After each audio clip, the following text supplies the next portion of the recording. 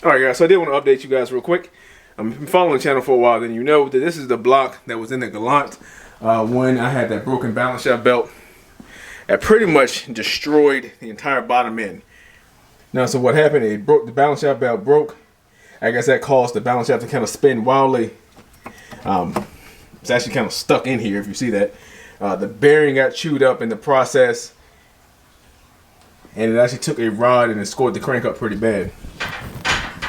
So I've actually had this block just kind of sitting on the floor over here for a while. But I want to go ahead and get it stripped down to see how much damage really happened. That way I can get whatever parts I don't need, go ahead and get them scrapped and take the block to the storage. Now, you see over here, I am making some progress on the K-Series. This thing is ready to go pretty much. I actually just painted the transmission case. It's an all-wheel drive transmission. Now, I didn't really need to paint it yet because I'm not going to be reassembling anytime soon. I just happened to be in the auto parts store. I'm like, well, while I'm here, I might as well buy the paint.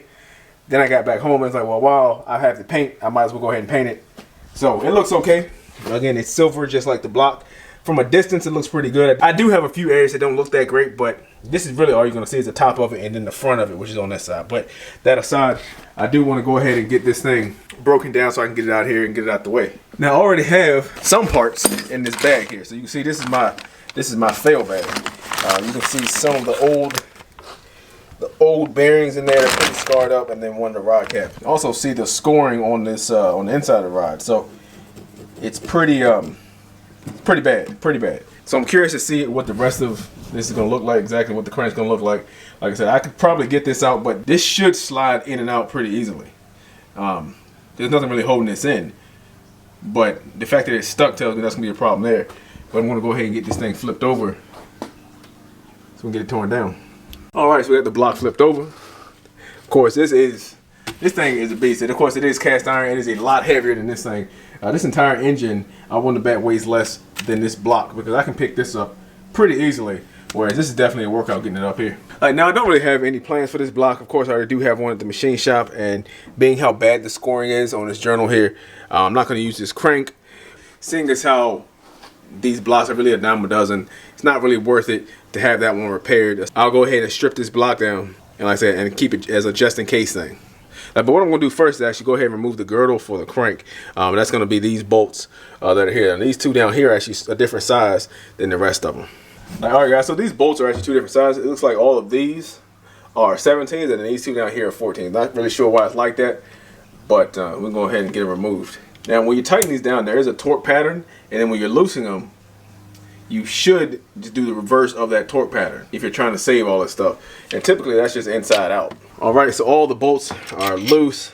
Now of course, if you were doing a built engine, you would replace these with ARP main studs, but you definitely don't want to reuse them anyway.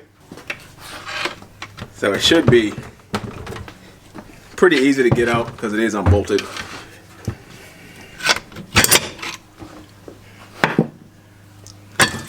So this big chunk of metal, of course, we're going to save this. Again, so these aren't really interchangeable. Of course, they'll fit with other blocks, but if you were to get another one from another engine, then you would have to have that area line board. So that would add another expense. So you do want to keep that in mind. So of course, they will fit any other 4064. If you do have to get another one for whatever reason, make sure you have that line board. All right, so now we can see a little bit more of the damage. We see there's some damage on the crank here. Some of the ends are chewed up. It's probably where that bearing I was telling you about fell down into it and was kind of chopping around as it made its way into the oil pan. All right, so now we're just going to take the rod bolts out. I'm going to have to turn the motor over to get these all out. But again, I won't be using these either, so I'm not worried about keeping them with their rods. So you can see this bearing is torn up as well, because what happens is once the metal gets into the oil, it flows through the entire engine and it comes out of these oil ports and gets underneath the bearing. So that's going to chew these up too. So I'm willing to bet that all of these will be pretty bad. Probably not as bad as that one. I seem like it took the brunt of it, but these are all scarred up. So that one came off pretty easily. This one actually doesn't appear to be damaged. Then I'm just go ahead and, since that one came off easily, push that piston on down. So this one is going to give me a little bit more problems. So I'm just going to put this in and smack it, which will separate it. Okay, but this one looks pretty good as well. It's nice and smooth. And actually the same thing with this one. Even though you can see this bearing got roughed up a little bit too. And then so with this one. It got like smushed on the bottom. Of course it's scored up. Some damage on both sides where it looked like it got smushed. Like you can definitely see some scoring on the crank itself. So now at this point, all the rods and everything are disconnected. We can just remove this seal that's down here, your rear main seal, which is a couple tens, and then we'll be able to lift the crank up. 2, 3, 4, and 5. So there are 5 bolts in there. We'll need to pop that out.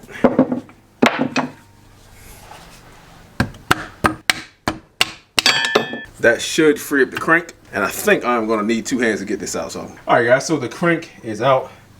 You can look at it like the journals are actually beat up pretty bad. They all have a decent amount of scoring on them. So I'm not even sure if you'd be able to save this if you wanted to, or would it be worth it? So we can see a good amount of damage, some old metal there. If I do end up using this block again, I would do a balance shaft belt delete on it anyway. And this bearing is not one that has an oil hole in it, so it's not really important.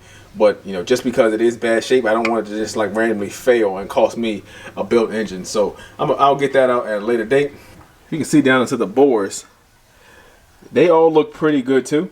Now there is some marking, but nothing that I can feel with my finger. I can only see them. So this would be good candidate for a built motor. So that's some good news. It looks like the bearings ate most of the damage from the snap balance shaft, and everything else will be salvageable. All right, guys. So I didn't really record anything, but I did go ahead and repaint the car again. I hadn't really planned on painting the whole thing, but of course, if you remember, I didn't paint the roof of the car because it was up on jack stands and I wasn't comfortable leaning over the car.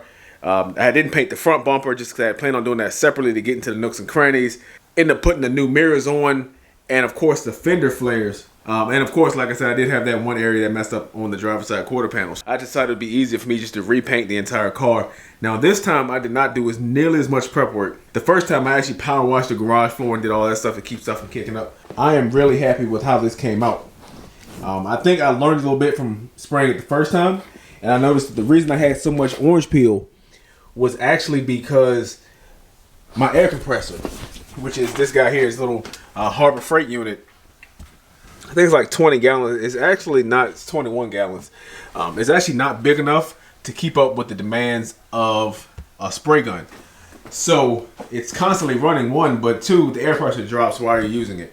And when that happens, of course, paint isn't atomized as well as it should be, and you get more orange peel.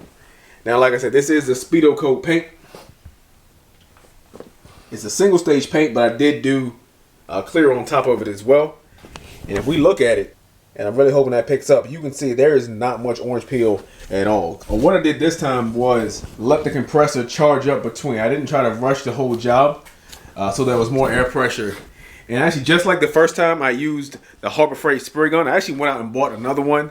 There's a good thing about those things being so cheap is that they're pretty much disposable. So I just went and bought another one, but I still used the same gun between each coat and just cleaned it. So of course, this is the area that was the most messed up. I sanded everything back down. I actually sprayed some of that sealer on it. Had a little bug in it. But I really can't get over how good this looks. A much better job overall than what I had the first time. And it's all because, you know, I let the compressor catch up with the gun. I mean, like, so the entire car got 2 coats of base and 2 coats of clear. But I went ahead and put 3 coats on the fenders and the front bumper just because I know those are going to get the most wear. But I had a little bit of sealer left, so I went ahead and used that on my front bumper. Anyway, I'm wasting time, so let's go ahead and get this thing unmasked.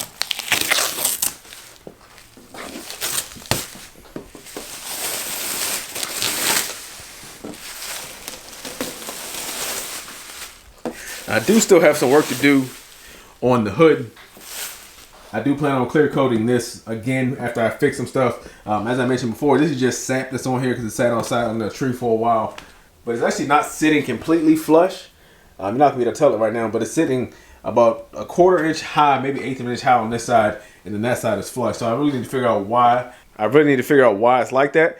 But overall, I'm happy with it. I do want to sand this hood and get it all even before I clear coat it again. But I plan on using the same product when I do that, because so far this stuff seems to be worth the money. And I guess we'll see how it holds up, but so far Speedo Coat brand gets a thumbs up from me. Harbor Freight gun, thumbs up. But alright guys, that's all I got for you today. If you haven't already, make sure you hit that like button, hit the subscribe button. Have a great day.